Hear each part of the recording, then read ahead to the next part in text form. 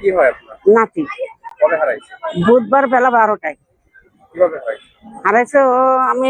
ও আমার কইছে কি জানি, আমি স্কুলে যাব, আমার চুল আর পার নখ কাইটে দাও, হাতের নখ কাইটে দাও।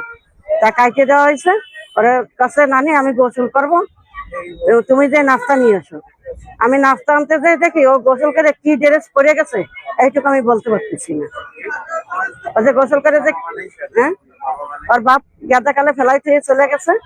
আর ওর মারে বাসা বাড়ি কাজে না দিয়ে আমি বিয়ে দিয়ে দিছি। বাবা নাতিরে আমার কাছে রাইখে দিছি যে আমি স্কুলে পড়াবো, আরে মানুষের মতো মানুষ করে উঠাবো। কিন্তু কষ্ট কি নানি, তুমি নাস্তা আনো, আমি একটু গোসল করে নি। এইভাবে ও চলে গেছে, কিন্তু কি ড্রেস পরা আমি জানি না। বাবা করেছি না। থানা থেকে বলতেছে আপনারাও খোঁজেন আর আমরাও খুঁজি। আজকে 6 দিন। 6 দিন নিখোঁজ।